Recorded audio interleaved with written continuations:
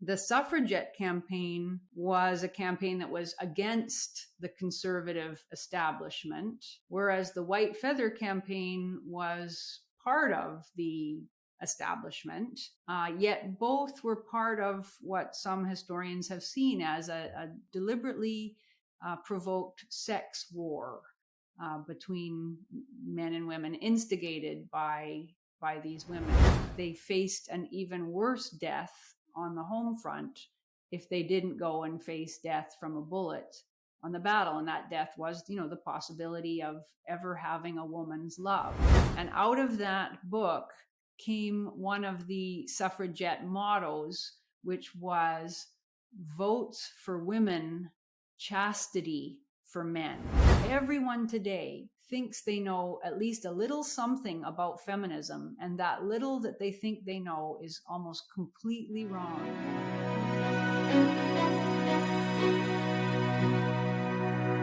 Hi, Janice. Hi, Tammy. How are you doing? Good. Good. So I'm excited about our conversation today. Me too. Yeah, we're going to be talking about Dame Christabel Harriet Pankhurst. She has quite a name. Yeah, quite a name. Yeah, I'd like to talk about her and her mother, Emmeline, who is also a very interesting person. In fact, the whole Pankhurst family is pretty interesting. This family, the Pankhurst family, especially the mom, Emmeline Pankhurst, and the daughter, Christabel, although Emmeline had two other daughters who were also very much active in the British feminist movement. They are now, I'd say, lionized in Great Britain. In 1999, Emmeline was named one of the 100 most important persons of the year by Time magazine. And she and Christabel in particular, the other two daughters were Sylvia and Adela. There was a complicated relationship with those daughters, but Emmeline and Christabel in particular led the radical arm of the suffrage movement in Great Britain. They called themselves, or were called, the suffragettes, a term that was sometimes used derisively to belittle them. And we'll see that maybe there were some reasons why they deserve to be belittled. But they are now, I would say, lionized as heroic martyrs for the women's rights cause. I think it's generally considered that Emmeline and Christabel, who led an organization called the Women's Social and Political Union, were responsible through their militant tactics and their passionate devotion to the cause, were responsible for bringing women the right to vote, which they achieved in 1918. Now, I'm going to argue that, in fact, and other historians have suggested, they may actually have delayed the granting of the vote to women through their violence and their hysterical agitation. But I think they won the day in terms of the historical record. There are statues to Emmeline and Christabel in London. If you read mainstream texts about them, the emphasis is very much on their heroism. Historians will say things like they were passionately dedicated to the cause of women's rights. And they were passionately dedicated, so passionately dedicated that they were willing to carry out a terrorist bombing and arson campaign that spread fear and uncertainty throughout Great Britain for years. What year was that? The Women's Social and Political Union was founded in 1903, and it really became radical around the year 1909, 1910, and especially in the years leading up to the First World War, like especially from 1911, 12, 13 in there. They were setting off bombs regularly. Where'd they get their bombs from?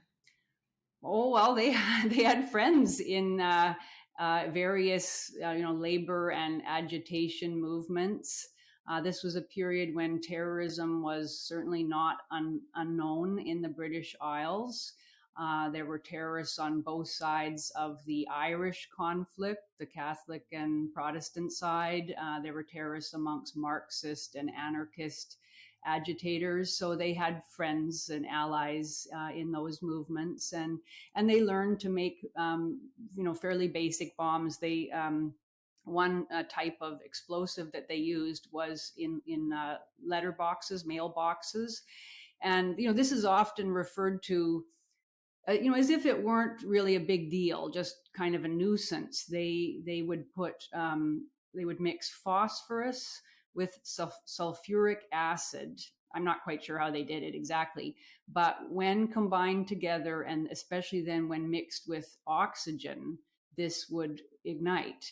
And so you often read that they carried out letter bombing campaigns so that they set post boxes and post offices on fire. It sounds sort of, well, a nuisance and perhaps not what one would advise, but understandable given their passion for the cause. But in fact, it was a politically useless and very dangerous campaign method. It meant that often when postmen were dumping out letters when they had taken them back to the post office to sort them, they would spontaneously go on fire, and this caused serious burns to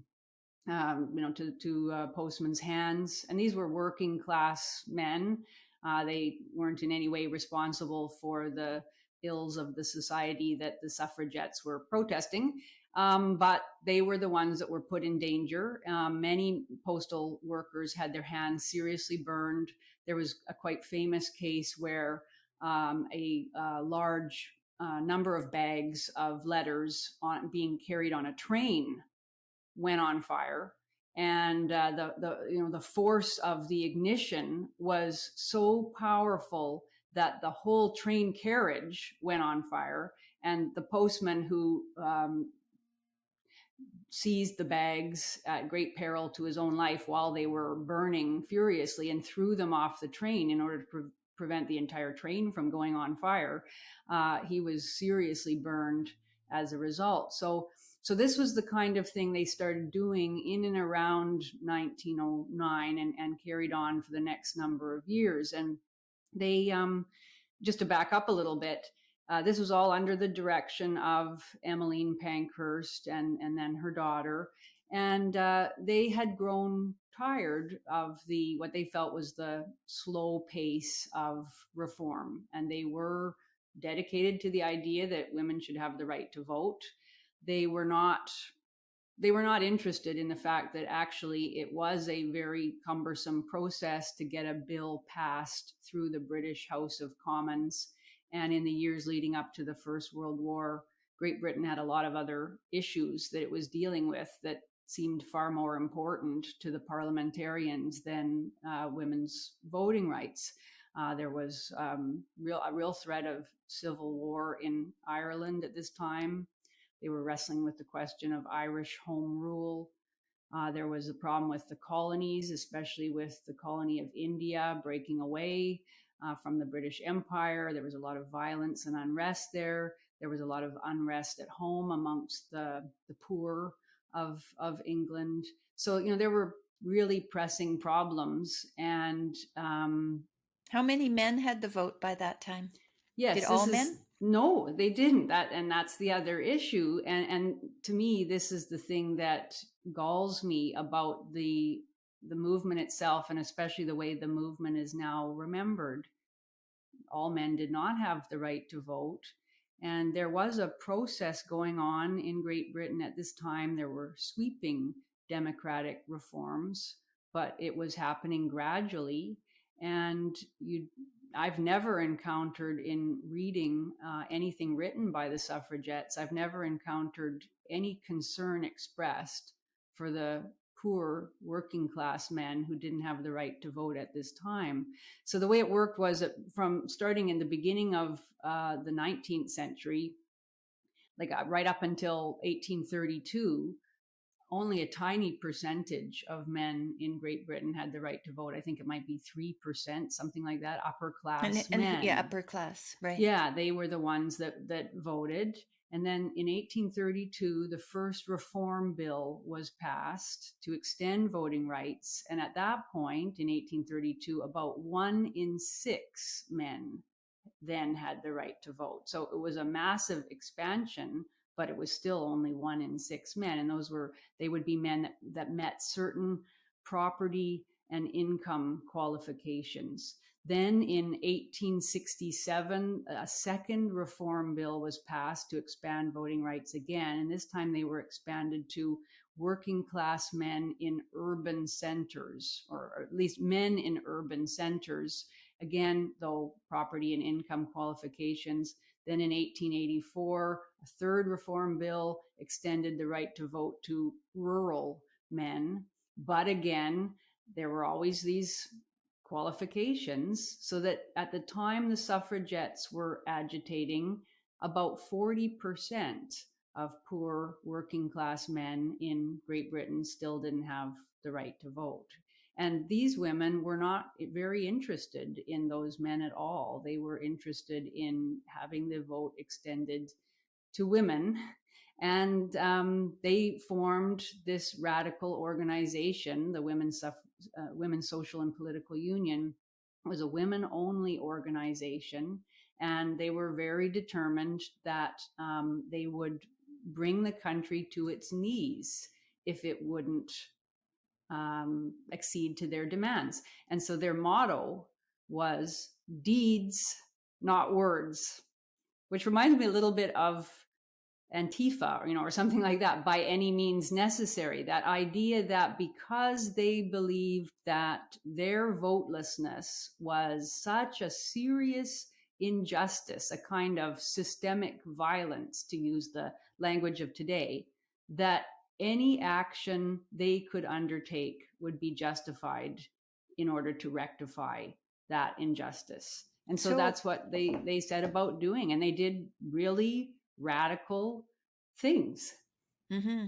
I'm curious, when we first started to get the vote for men, I read, I can't remember where, but you might know more about this. Why did men start to need the vote? And it had something to do with if it couldn't be negotiated, if whatever issue was brought up couldn't be negotiated, and there had to be conflict, it was going to be the men who had to go into the conflict, so they were allowed to vote on it. Yeah, well, that has always been, I think, a part of the rationale for why men had the right to vote and women didn't in the 19th century. There was the understanding that the ballot was a kind of metaphorical bullet, and that if the ballot failed to resolve disputes, whether those were disputes within the nation or whether those were disputes that had to do with the country's, international relations, that it would be men who would have to bear the brunt of conflict. Of course, it affects women as well, but in a very different way. So, and this was often an issue that was raised when women who were agitating for the right to vote would speak to parliamentarians. They would ask them, well, with the right to vote comes implicitly the obligation to defend one's country. Are you willing to fight to defend your country and potentially die or be maimed? And usually suffragists would kind of shirk the question by saying, well, we would always be against war, and women's involvement in the democratic process would be against war. And as we've seen over the last 100 years, women have failed to prevent war, and yet still have not taken their fair share in the horror of war. So this is a kind of a sore point, I think, I don't think there are very many people around now who believe that women shouldn't have the right to vote, but it's a sore point around the narrative that this was this terrible injustice to women, and that especially the idea, and I had this idea, even as a PhD interested in women who wrote about social justice issues, I had the idea that men had just sort of always had the right to vote. I certainly didn't connect it with the obligation to defend one's country. And I didn't understand that larger context, and I especially didn't understand the very slow pace of extending voting rights to all men. And So this was federal vote. This was a federal vote they yes, were looking for, because yeah. they had local votes Yes, already, they didn't did. they? Yes, women had for a very long time had the right to vote in municipal elections and for school boards and things like that. And it was part of the idea, which now seems old fashioned and insulting, but was generally accepted in the 19th century, that men and women occupied separate spheres. Men were the ones that were out in the world outside, and that was a dangerous world often. They did dangerous, dirty, unpleasant work, many of them. And women were in the home, often pregnant, often nursing, looking after children, and the household economy, just keeping a household going, was incredibly complex. And it was thought that women didn't have the time or the energy or the interest really to care very much about economic matters and international affairs, and many of them didn't. In fact, I think the evidence, I haven't really researched this intensely. I have a friend who's looking into it, especially in the American context, but he feels strongly that the evidence indicates that most women weren't interested in the right to vote. They were interested in bread and butter issues. They wanted their men to earn a living wage, so they were quite closely affiliated with their husbands and fathers and sons' political concerns. But being involved in that world, it was essentially middle class and upper middle class women who wanted really to compete with upper middle class men, and they often weren't particularly interested in the everyday realities of life for the mass of people. As we're seeing today, right? We're seeing today that this radical left ideology comes out of the universities, comes out of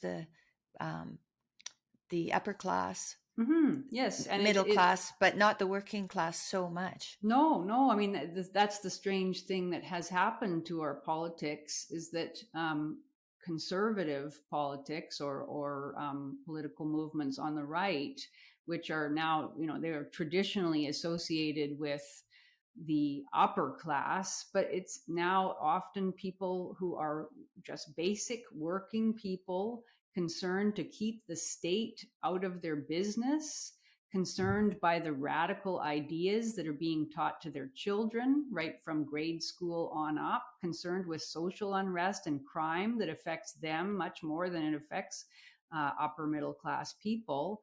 That those are the people now who find that their only home really is kind of on the right side of the political divide, because the left seems to have been completely taken over by intellectuals and other radicals.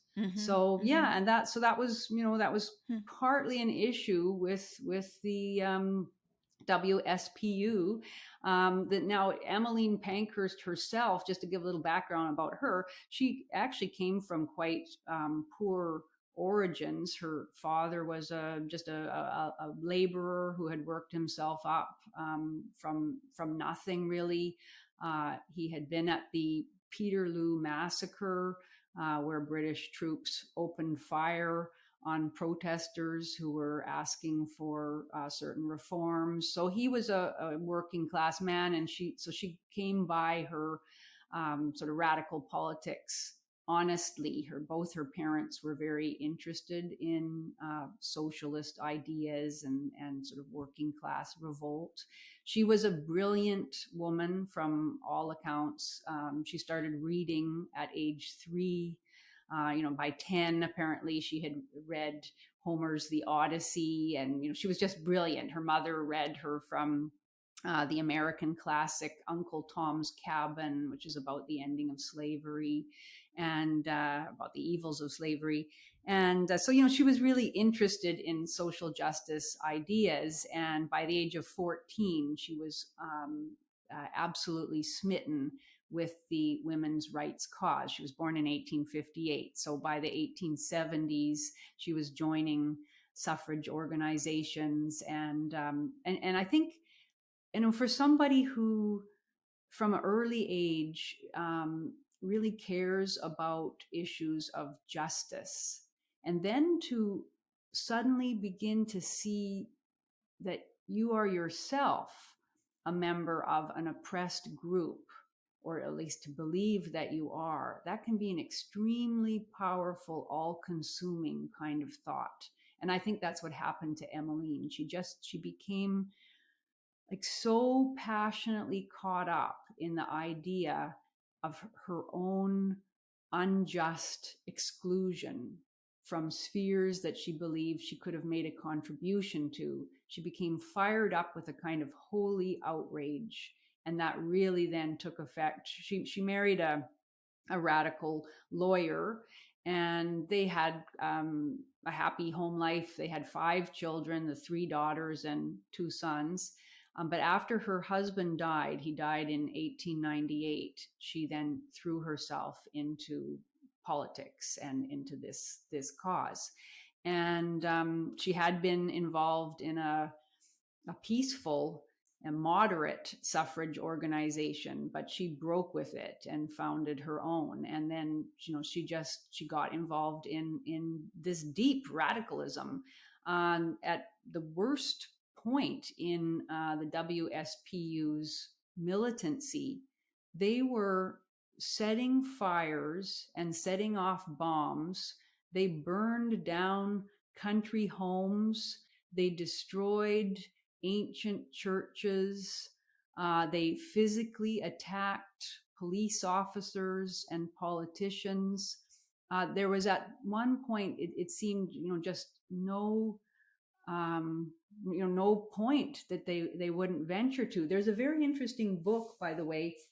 I don't know if this will be clearly seen, but it's by a guy named Simon Webb, British author, and it's called The Suffragette Bombers, Britain's Forgotten Terrorists. And he makes that argument that although if you read mainstream accounts of the suffragettes, they're quite glowing and admiring, but that these were actually terrorists. And he has I couldn't remember all these myself, but I'll just read it out. He talks about their decision to target what they considered to be high profile buildings. And so they burned down parliamentarians' homes. At one point, the British member of Parliament, David Lloyd George, he would eventually become Prime Minister of Great Britain, but at that point, I think he was Chancellor of the Exchequer. He was having a home built for himself and his wife, and it was partially completed. The suffragettes set off a number of bombs there in his house, and it was just before the workmen were to arrive in the morning. And fortunately, they hadn't yet arrived. The force of the blast blew the roof in and caused the walls to collapse.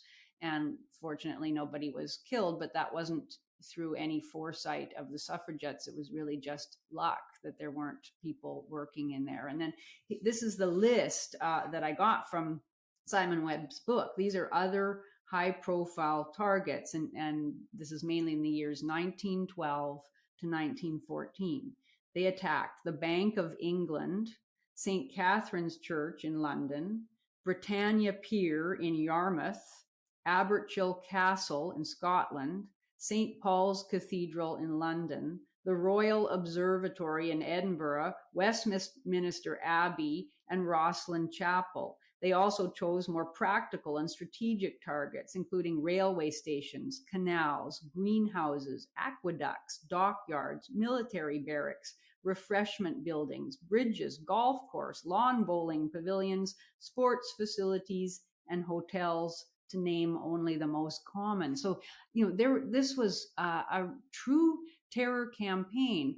And what's often said about, on the few occasions that historians actually mention these facts, often they don't. I just read an online article called 10 Things You Probably Don't Know About the Suffragettes I thought, aha, here's somebody who's going to lay bare the reality. She doesn't once mention bombs. So Because that's not a few bombs. That's a lot. That's many bombs. It's an awful lot. Yeah, it was an awful lot. And they did other, ridiculous things too, like smashing shop windows. They would go up and down streets, smashing the windows of small shop owners. What that had to do with gaining the right to vote is anybody's guess. They essentially acted like the mafia. At some points, they would go around to shop owners asking them to put suffragette insignia in their windows to show their support for the suffrage cause. They had a really elaborate like PR campaign. Essentially, they had certain colors that they chose that were associated with the cause. They had like cards, they had flags, they had scarves. So they had all sorts of paraphernalia that people could wear or display that associated them with the cause. So they would offer to shopkeepers that they could display suffragette stuff. And if they refused, the implication was that their windows would be broken. And so when people do mention the violence, they often say, well, it was violence against property, as if, that's not quite so bad as violence against people. But that's not true either in the cases where they attacked country homes of parliamentarians. Even if the person, the parliamentarian himself wasn't there, often there were servants living in the servants' quarters to maintain the homes, and there was no concern for their safety or well-being. And also, of course, no concern for what would happen to these people if the home burned down and they were no longer employed, or what happened to the shopkeeper who had to stop his business, or somebody who worked in that shop, or anything like that. And so, yeah, it was quite a time. And they did actually engage in physical assaults on individuals as well. At one point, a suffragette went to Dublin and attacked the Prime Minister, Herbert Asquith. He was in an open carriage riding through Dublin with an Irish nationalist MP named John Redmond, and he was celebrating a home rule bill that had just been introduced. And this suffragette threw a hatchet at Lloyd George's head as he drove by. It narrowly missed Asquith, but it sliced off the ear of MP Redmond. So, that was the sort of thing they did. And the very next day, Herbert Asquith was supposed to be speaking at a theater in London. They firebombed it, lit it on fire. The entire theater burnt down. People were in it. They did manage to escape, but they could well have been caught inside. They did all sorts of crazy things like that. And that had nothing to do with them getting the vote. No, none of it. It was terrorism. It was the attempt to draw attention to their cause and to terrorize the country so that people would give in, essentially. And, combined with that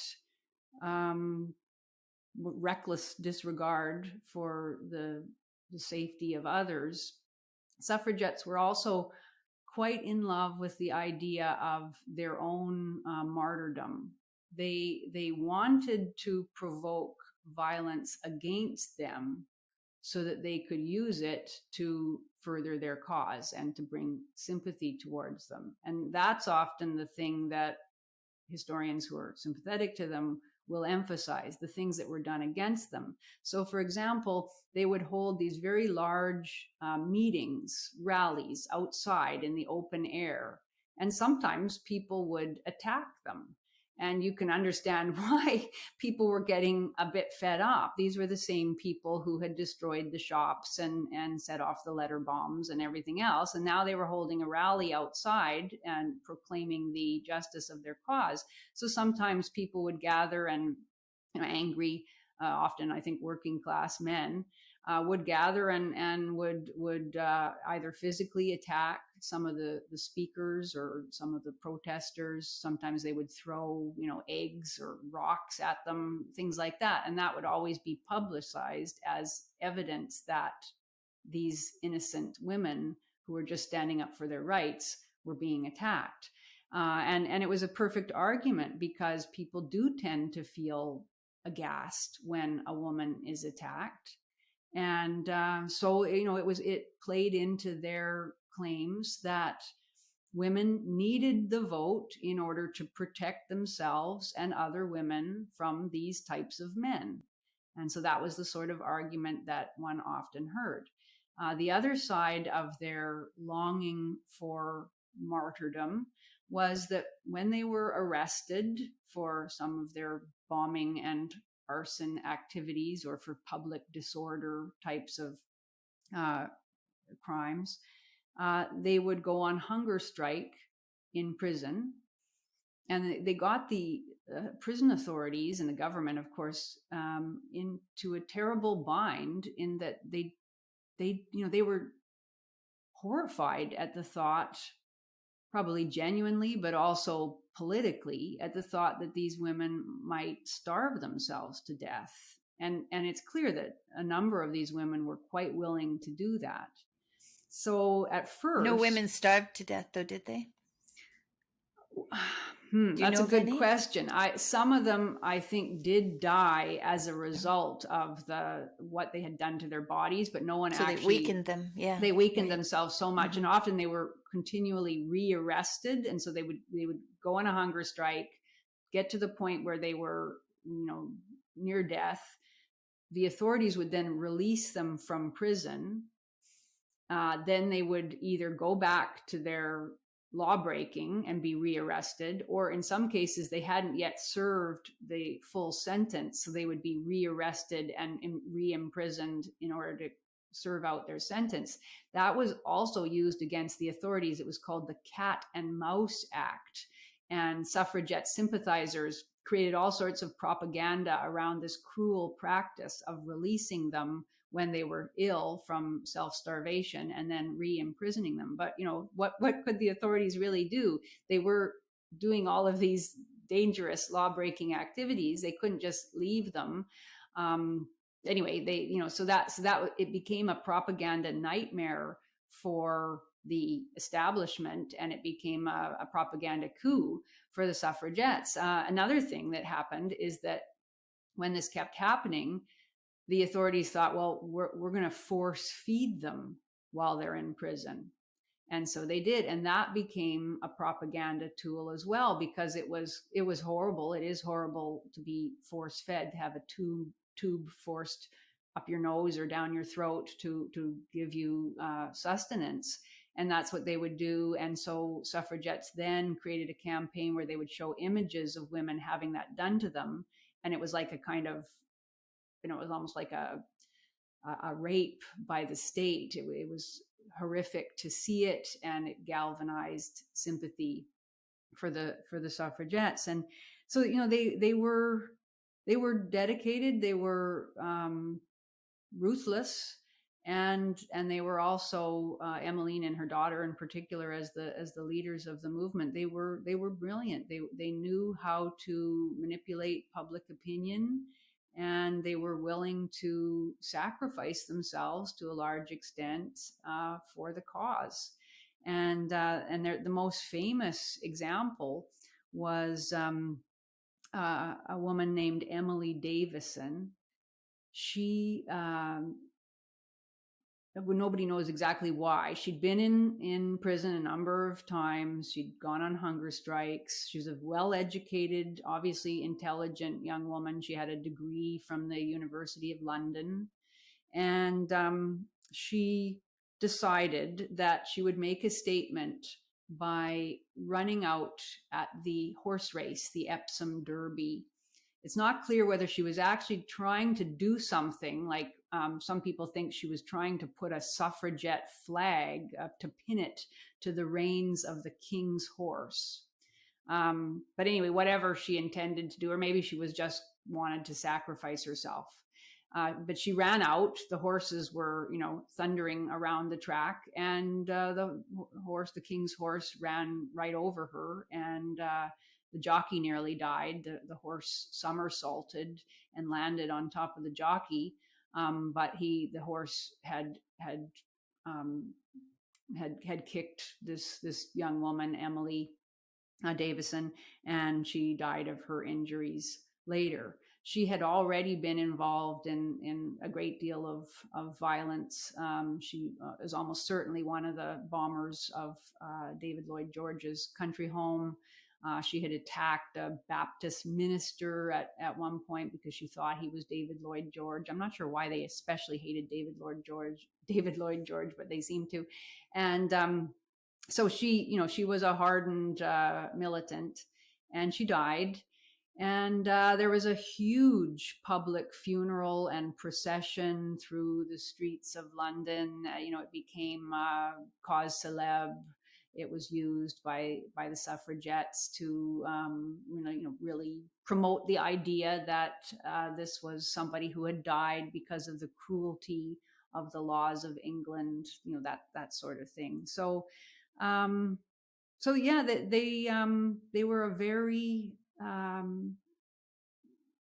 very aggressive, very determined lot, and it's not clear whether that was what brought the vote to women. Probably not. It seems that the vast majority of people condemned the violence that the suffragettes were involved in, and what probably brought the vote to women most quickly was the fact of the First World War, and the fact that, interestingly enough, Emmeline and her daughter Christabel suspended their suffragette militancy as soon as the war was declared.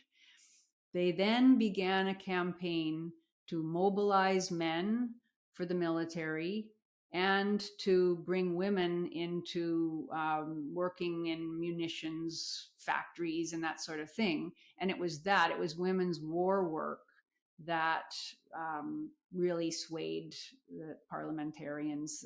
They knew as the war was drawing to a close that they wanted to extend the vote to all those men. Nearly 900,000 men had died on the fields of Europe in the trenches, and so they wanted to extend the vote to those men who were still voteless.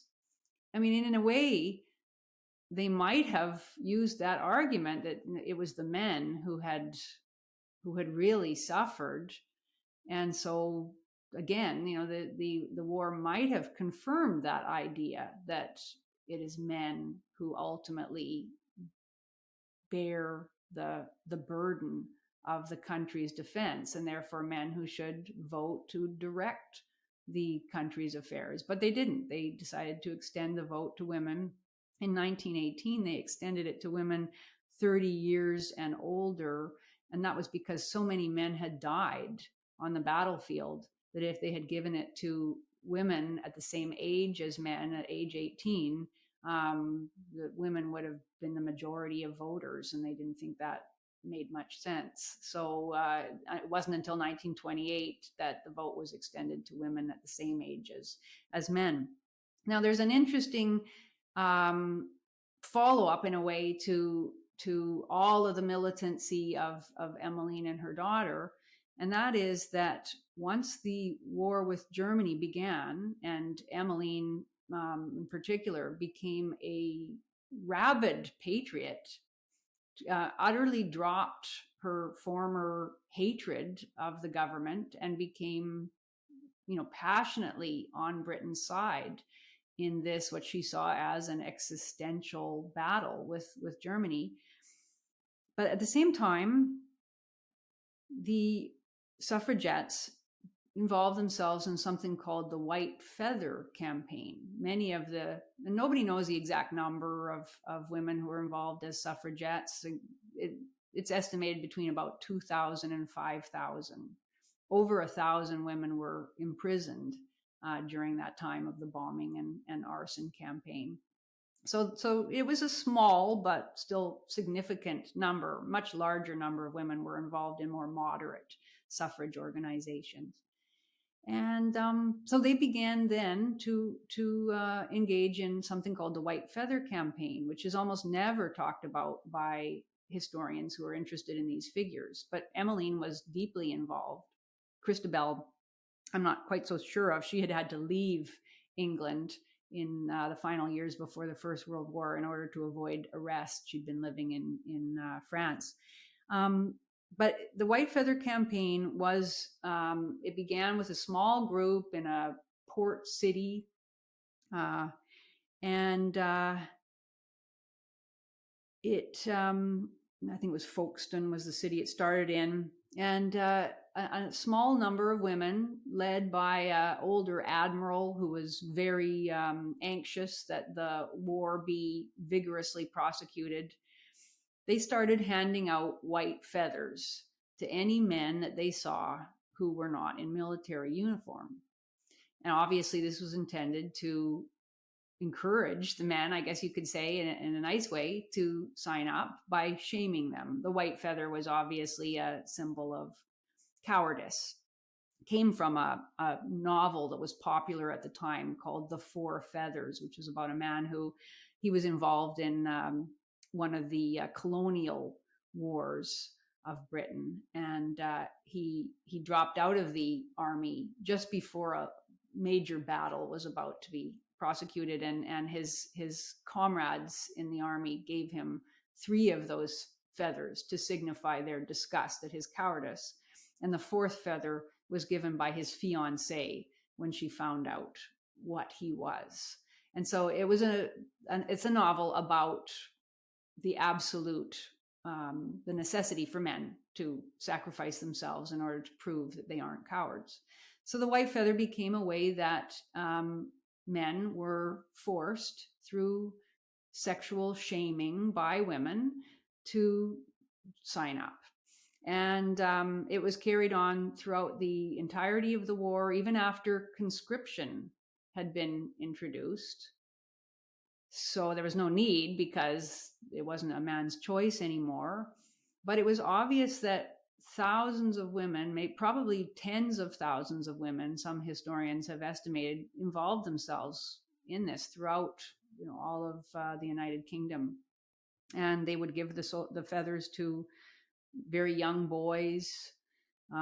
Sometimes they gave them by mistake to soldiers who were on leave. There's a famous incident where a white feather campaigner gave a white feather to somebody who was on a train. He was just going off to receive a gold cross for his heroism in the battle.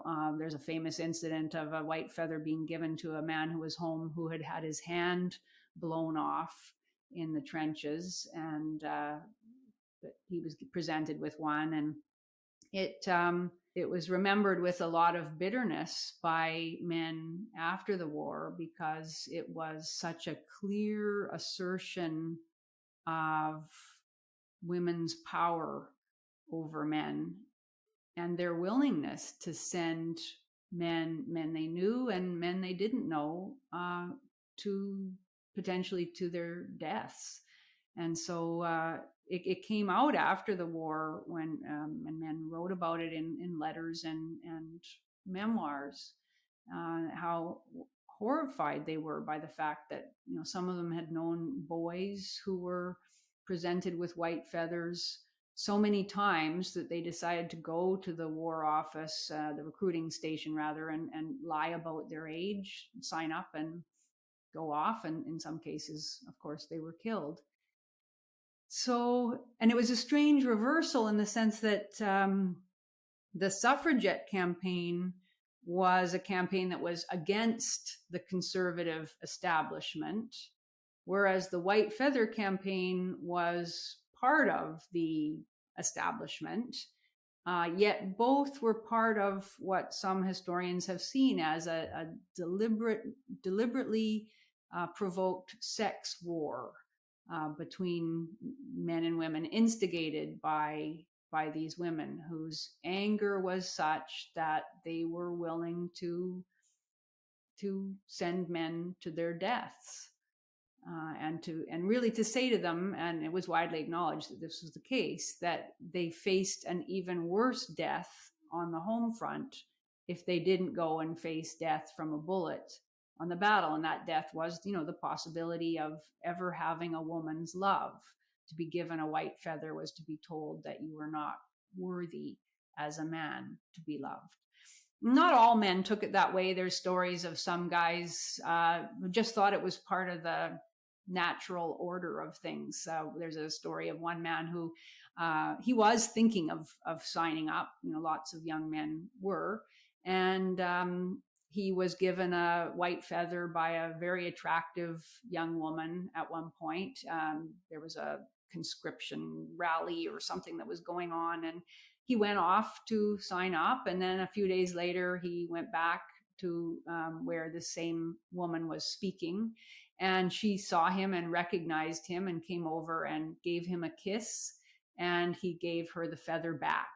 And he laughed about it and saw it as, that's just the way it was. Many other men didn't feel that it was funny or acceptable, really. They were appalled by the cruelty of it.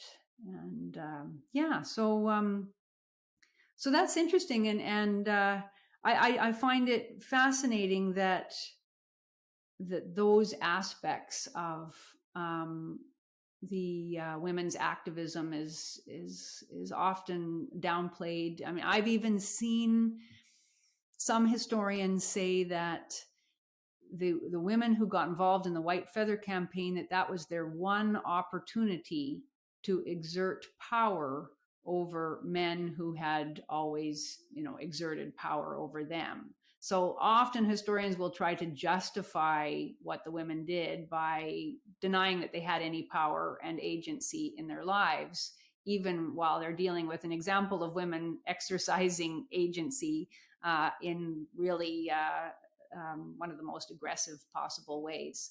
So yeah, it's an interesting example, I think, of how this the anger that can come from believing oneself a victim can empower one or galvanize one to engage in all sorts of acts of violence, and in the case of the White Feather campaign, cruelty, really. It's really reminiscent of what's going on these days. So Christabel. Yes. Mm-hmm. Let's talk about Christabel a little bit and how she got involved in it. Mm-hmm. Well, Christabel, yes, was she was at this time, during the suffragette campaign, quite a young woman. She was born in 1880, I believe. So she would have been in her early 20s when she became involved in her mother's organization. And she was, again, passionately committed to the cause and committed to this idea of representing men as the enemy in the most decided form.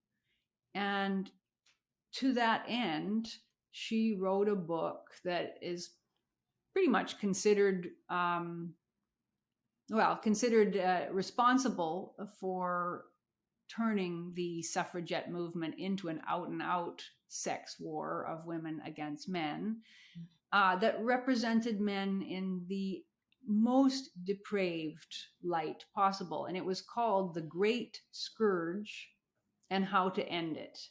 And out of that book came one of the suffragette mottos, which was votes for women, chastity for men. And so there was made clear that the political campaign that was the suffrage movement was also a campaign to denigrate and to control male sexuality altogether. And the great scourge that Christabel Pankhurst is talking about was prostitution to a certain extent, and specifically sexually transmitted disease. And there's a big history about sexually transmitted disease in English-speaking countries generally, in Great Britain in particular. I try not to go into too much of the detail, but it was a very contested issue. Obviously, there was a concern amongst medical authorities about the spread of sexually transmitted diseases, particularly syphilis, which is most serious, gonorrhea as well. And it was serious enough and widespread enough, I guess. Nobody knows, the exact numbers, but of people infected. But it was responsible for deformities and infertility and blindness in some cases. It was a terrible, terrible disease. And so there were attempts made to control it, partly by controlling prostitution, because it was felt that it mostly spread as a result of prostitution. Now, the attitude towards prostitution amongst the general British public and authorities, I guess, was probably that it wasn't a good thing, but it was understandable. And it was thought that it was connected with male sexual need. There was a kind of general understanding that men sometimes had sexual needs. And because there was so much of an emphasis in the 19th century on female sexual purity, it was thought that it was better that men use prostitutes. So that was the least of the bad alternatives, essentially. So there were a series of acts that were enacted called the Contagious Diseases Acts, starting in 1864. And under these acts, any woman in a port town or a military town who was suspected of being a prostitute, just suspected, no evidence, she could be arrested and then examined, forcibly examined by medical personnel to see if she was infected. And if she was, she could be detained against her will until she was cured. And it was a terrible thing. And many members of the British public were rightly appalled. It was an assault on civil liberties. It was demeaning for the women. And many women campaigners in particular spoke out against it, especially against how horrible it was for the women, but also against the double standards involved, whereby the men who were visiting the prostitutes, they were not themselves shamed and detained and examined, but the women were. And many of them just ordinary working class women had this terrible experience. And so for a number of years, these campaigns went on, and many women who became women's rights activists were involved.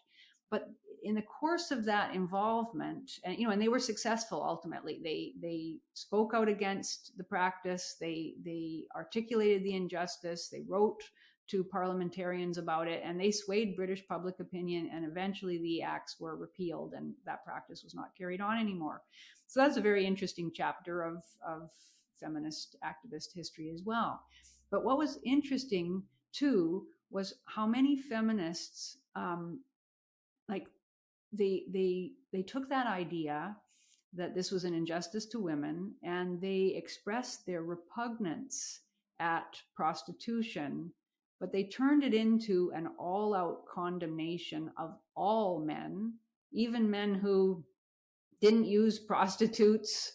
It became their vehicle for expressing revulsion against male sexuality.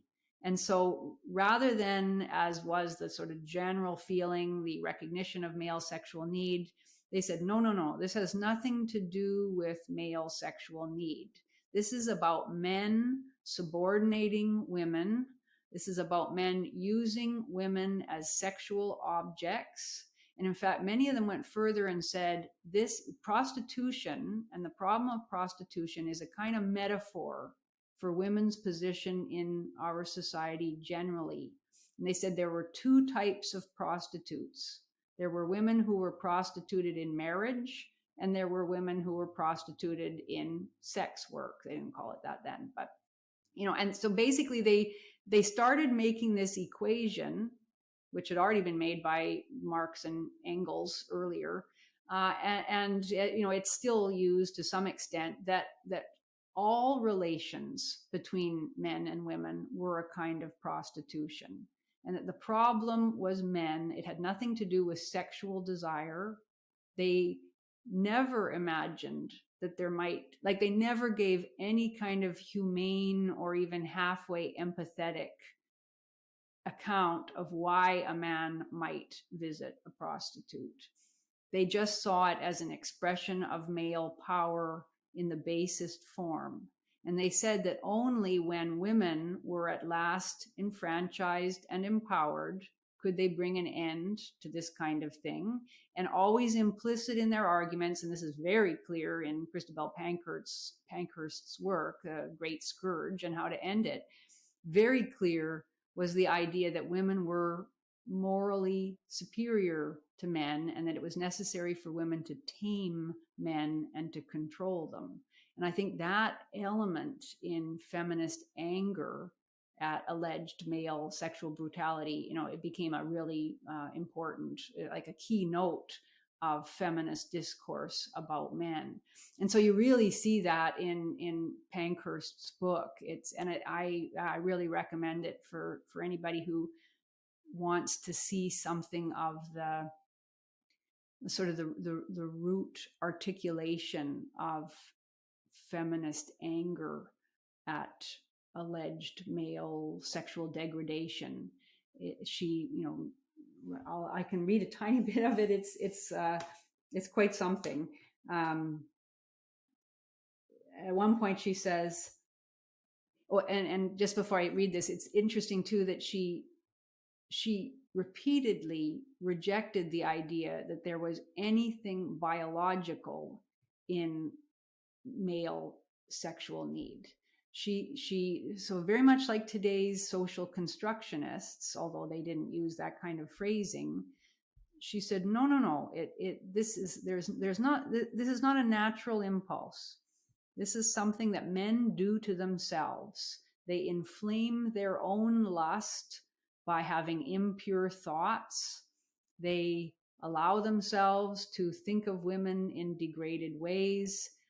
They eat the wrong things. They drink too much. Like, it was all men's fault.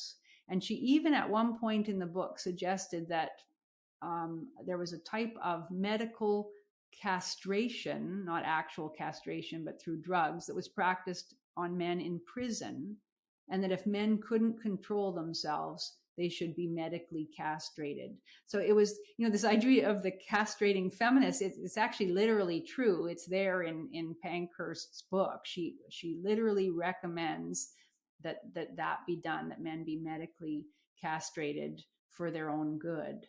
So she said things like, at one point in the book, she says, sexual disease is due to the subjection of women.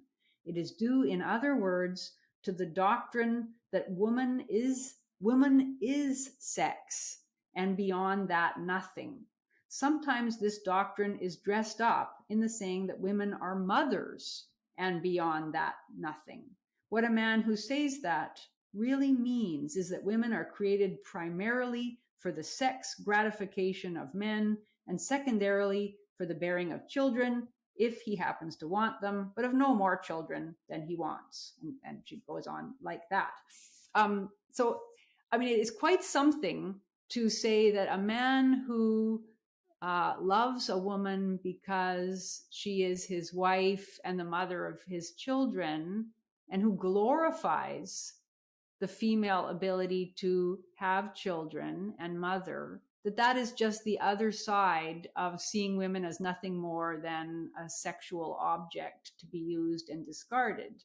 But that is essentially what she was arguing. And so it's like, the man can't win in this kind of situation unless he simply submits altogether to her ideology. If he says, I don't use prostitutes, I feel bad for women who prostitute themselves, I love my wife, and I'm happy that she's the mother of my children, I honor her for that. Well, she's going to say, well, that's just the same thing. That's just the other side of the coin. And she goes on in the same book to say that the reason that men visit prostitutes, she says, the fact is that the sex instinct of these men has become so perverted and corrupted that intercourse with virtuous women does not content them. They crave for intercourse with women whom they feel no obligation to respect. They want to resort to practices which a wife would not tolerate. Lewdness and obscenity is what these men crave and what they get in houses of ill fame. So again, just the most degraded and unsympathetic view possible of all male sexual feeling. The idea that a man might crave sex because he craves physical intimacy, because he wants loving touch, because that is a deep need, was completely foreign to Pankhurst and to all those who adopted that kind of idea. And and so her emphasis was very much on the notion that really women should, and I think the implication was women should not only be equal. This runs throughout much of feminist theorizing. Women should not only be equal. Equality was never of great interest, only sometimes. That women should actually be able to control men in all aspects of their lives. And because women were better, they were morally superior. They didn't have lust. They weren't tempted in the ways that men were. They had far greater self-control, and therefore they would be better at nearly anything that they put their minds to. And of course, it's interesting that notion that women were better because they were sexually more pure, that notion didn't carry through in feminism. When we get to second wave feminism, we find lots of women declaring that, women have the exact same sexual needs as men. They start doing their slut walks. They start advocating that women should have just as many sexual partners. They should be free. They shouldn't ever be shamed for what they do. And even at the time, of course, as we've talked about, there were advocates of free love, who promoted the idea that women had sexual desires and that should be validated and encouraged, and sexual pleasure for women was very important.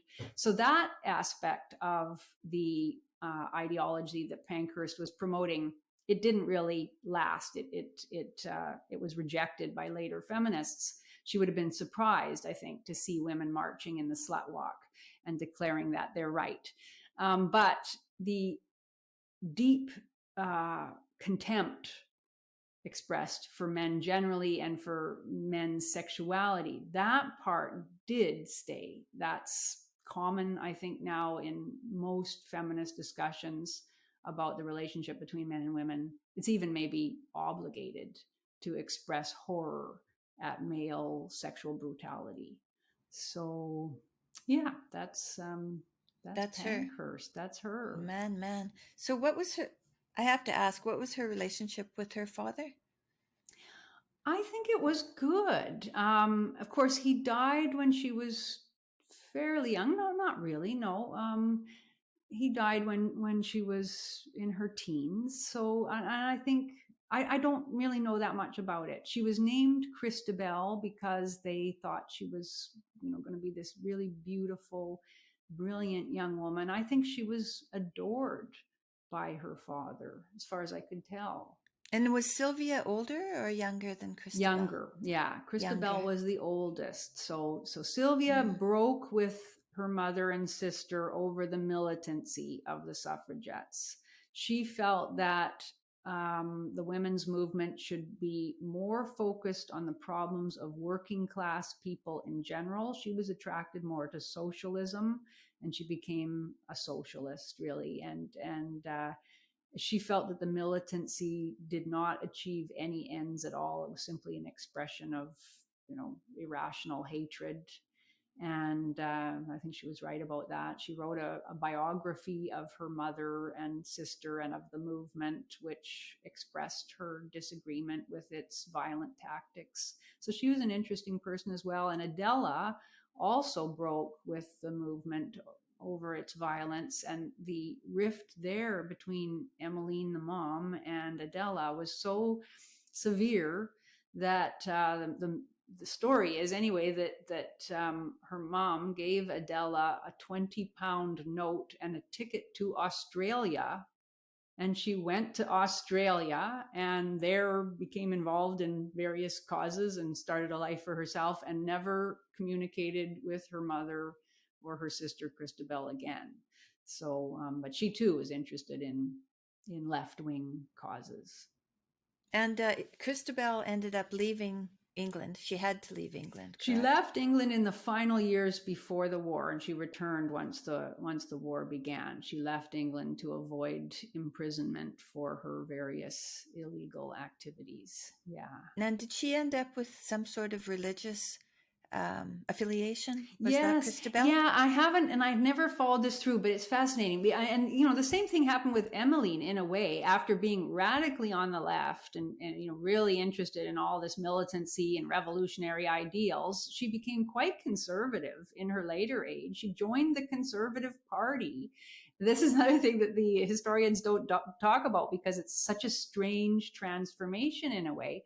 And yes, same thing happened with Christabel. And I have not researched this, but she became involved in Seventh-day Adventism, which I don't know very much about the Seventh-day Adventists, except that they're very, passionate evangelical Christians. And yeah, so she too, in a way, rejected her earlier kinds of activism and ideology, which perhaps suggests that these were people who, that partly they're looking for causes. There are many people who feel strongly that they need something to devote their life to and to sacrifice their lives for. And feminism is a very attractive one, I think, for many women.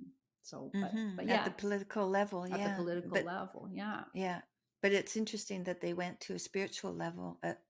They finally went down, and I can see that being an end result, because that may have been what they were looking for all along, but they positioned themselves politically, not realizing the depth of the problem.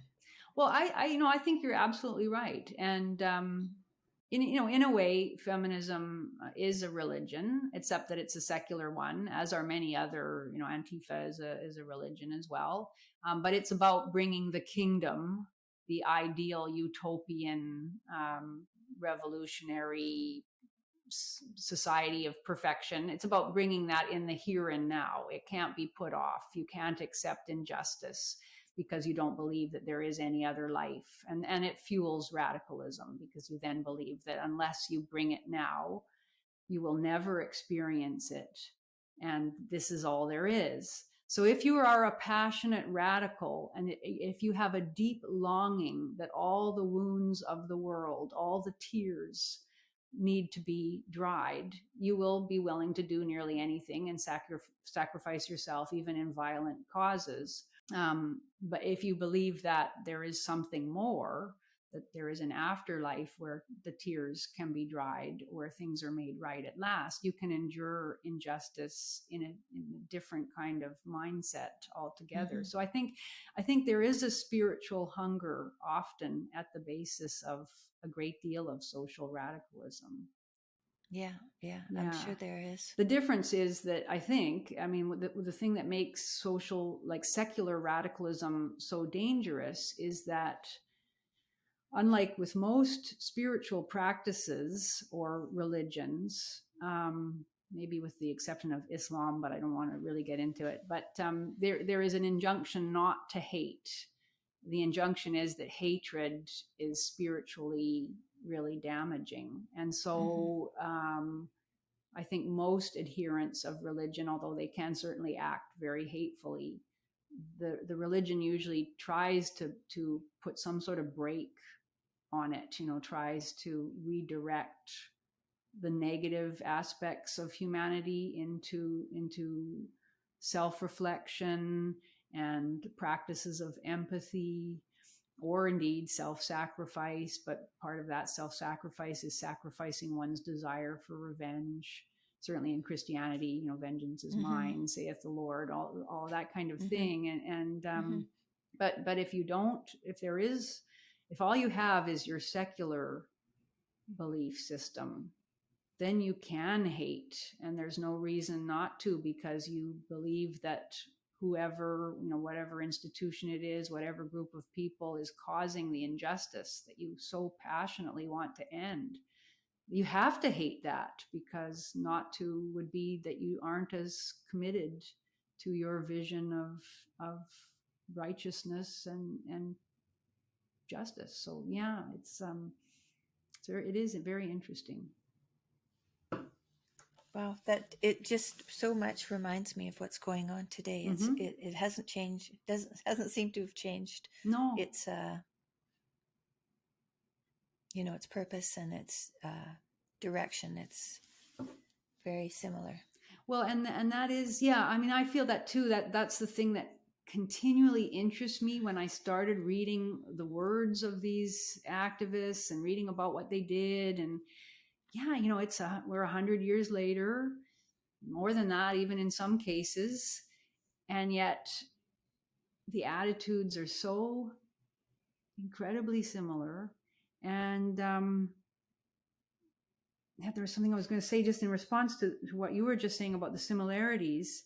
But I think it's that, like, it's because it's the danger of a revolutionary ideal, I think, because the revolution never ends. Like it never does achieve its ends, because human beings are deeply flawed.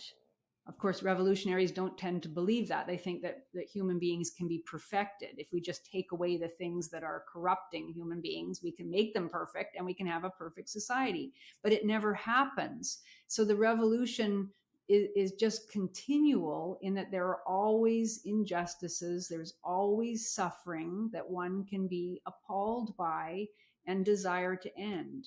And again, I think that's where, a religious understanding, a spiritual understanding is different, because it recognizes that is the perennial human condition. And yes, you do work to try to reform things, but a reform ideology is different from a revolutionary one, because it doesn't believe that there will ever be perfection in human affairs. And that drive to take away all pain and all suffering, it leads to so much more suffering then, because it can't content itself with the reality of the flawed nature of humanity. So when you were a teacher of women's studies for a long time. Well, of English, but with a feminist kind of emphasis. I see. Yeah. And all the reading that you've done since, I think it was 2015 or 2014, when you decided that you were going to look at it differently. How was your training different from what you know now? It was entirely different. It was, yeah, the things that I found were simply not, they were not foregrounded in the feminist criticism that I read. Why do you think it was missing? I think it's because feminist critics are ideologically motivated. They've already decided when they begin their scholarship that what they want to do is celebrate feminist foremothers, celebrate the women who went before. They still believe that women are, I think most feminists believe that women are innocent and badly treated, and that women are not responsible for most of the things that have, gone wrong in the world, and that men are responsible for those things. Boy, that makes women really weak-willed. Yeah, right? it does, but that's not how they see them. When I was a feminist, I thought that women were very strong, but that they had been held down, through centuries of oppression. And they had struggled and struggled and struggled. And this is the story about the suffragettes and all the other feminist activists. They had struggled mightily against injustice, and they had achieved good things. Of course, there's still more to be achieved. And men are still oppressing women. And there's all sorts of other kinds of oppression as well. That comes in with intersectional feminism, of course. It isn't just men against women. It's white people against all other people, and heterosexual people against queer people, and all of that. And so once you decide that that is your ideology, and if you believe it passionately, which that's the nature of ideology, is to be polarizing and to present a binary view of the world divided into oppressor and oppressed. So if you believe that, you're not going to be interested in the details, the details of the flawed humanity of the people that you're studying or analyzing or teaching. Because why would you be? That is secondary to the larger cause of justice that you want to be part of. And that's why academia, then, it's no longer about the pursuit of truth, the dispassionate analysis and studying and researching. It's about purveying an ideology. And that is deeply believed in. These people, they really believe that if you're not part of the solution, you're part of the problem. As Herbert Marcuse declared in his 1965 essay, Repressive Tolerance, if you tolerate the status quo, you are really engaged in repressing people that you should be helping to be liberated. So when you're analyzing, let's say, the 19th century suffragettes, you want to focus on the good things they did. You want to downplay their flaws. And the fact they set off a few bombs, well, you wouldn't want to really emphasize that, because then that's going to tarnish their reputation. It's going to make the movement look bad. They'd have a more sophisticated explanation, or they genuinely believe that everything they did was justified, and they're not going to emphasize the lives that could have been lost, their reckless indifference, their arrogance, their lack of concern for working men, the fact that their lives were actually quite protected compared to many of the men that those suffragettes knew and interacted with. They're not going to emphasize any of that, because that will take away from the righteousness of the cause. And that will potentially inhibit others, young people today at universities, from taking up that same cause. And they want them to take up that cause because they believe in it really deeply. Just like if you were, trying to, if you're trying to convince anyone of anything, you're not going to emphasize the negatives of it. You're going to emphasize its glories. And so that's what, I'm embarrassed to say now that there are all sorts of things I didn't know when I was pursuing a PhD. I wasn't a historian. I was looking at women writers of the late 19th century in Canada mainly, and most of those, they were journalists and essayists and social activists, and one was a politician, and one of them wrote a regular column promoting women's rights. Her name was Flora MacDonald Dennison. She was a fascinating woman. And she wrote about Emmeline Pankhurst. She was actually instrumental in bringing Pankhurst to Toronto to speak in 1909. These activists, they moved across the Atlantic. They had networks in various English-speaking countries. And so I had to research Pankhurst a little bit just to know what my author was talking about. And I had no idea about the bombing campaign. I just read the basic stuff. I knew that they smashed windows, I think, but, I figured, well, that's justified. And I knew they went to prison, and I figured they just went to prison because, the nasty police state wanted to put them in prison. I just didn't investigate all aspects of the subject. And similarly, I didn't realize that there were men in both Canada and Great Britain who did not have the right to vote at the time that the suffrage activists were advocating it. I never, imagine that. It's terrible. And, to justify my ignorance, I guess nobody ever said to me,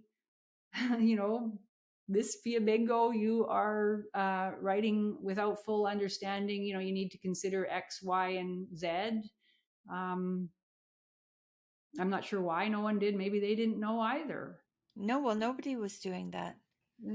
That's it. Right? No, not really. Some serious historians always wrote about it, but the whole investigation in academia has generally, since I'd say the 1980s or even a bit sooner, it's bent towards activism. It's become advocacy scholarship rather than actual scholarship. And as soon as you get involved in advocacy, you're not really interested. Well, you're certainly not disinterested. You're not objective. You're trying to support a position through your scholarship, and then that necessarily that's manipulative, isn't it? You're looking for the details that will help you create a particular vision of the past. Bolster your argument. Right. It's one-sided. It is Well, good for you for looking into it, though, because there's so much to know. It's very interesting. There's so much. So much that I still don't know. And it's exciting. I mean, I really wish that we could put together an army. I mean, we need a huge army, but even a small army just investigating the feminist angle. It's like, everyone today thinks they know at least a little something about feminism, and that little that they think they know is almost completely wrong. I remember I went, like years ago now, I had a brief clip, a disastrously bad one, on Good Morning Britain. And it was when Piers Morgan was on the show. They wanted me on there because there was this scandal right then about a young fellow who's an American guy named Anthony Johnson. And he was hosting a conference called Make Women Great Again. And, this caused scandal. Who says women aren't great, and who's going to tell women how to be great? So Anthony Johnson and I were invited onto Good Morning Britain. And right at the top, Piers Morgan said to me, I only had like 2 minutes to speak, and I fluffed it. But he said, my heroine is Emmeline Pankhurst. She is my ideal. That was a true women's rights activist. She wanted equality. That's what she wanted. And that was my ideal of feminism. And, at that point, I knew who Emmeline Pankhurst was, but I did not know all the stuff that I know now. And if I could only have said, why do you idealize a terrorist? That would have been a really good intervention, but I didn't know enough then to call her a terrorist, although Simon Webb had done a lot of his research at that point. But I went off on another tack, and it wasn't a very fruitful discussion, very brief. And I don't think I made my point, but that's the idea. Like there is a statue to her. So why wouldn't you lionize her? I bet 99.5% of Britons, even those who are interested in British history, have no idea about the bombing campaign. And so that's, that's it. And beyond that, how many have read The Great Scourge and How to End It, and have seen those expressions, the vilification of all men as sexual predators who need to have their lusts controlled? Like nobody knows it. And it helps us to understand where we are now, because people often say, well, the first wave movement was good. Those women were, they were good women, and that it went wrong just recently. No. Yes, some of the things they did were good, and there were, they had some issues that deserved to be fought for, but no, there was a great deal of hatred even then, and we need to be aware of that. We definitely need to be aware of that, and you're helping to do that, and I very much appreciate it. I always look forward to speaking with you, because I know I'm going to learn something new, and we're going to tell the people who are listening they're going to learn things too. Well, thank goodness. You. Well, thanks a lot. It's really fun for me to be able to share some of the things that I'm learning, and I appreciate the opportunity. Oh, well, I sure do. And we'll speak again soon. Okay. All right. Okay. Thanks, Janice. Thank you. Bye-bye.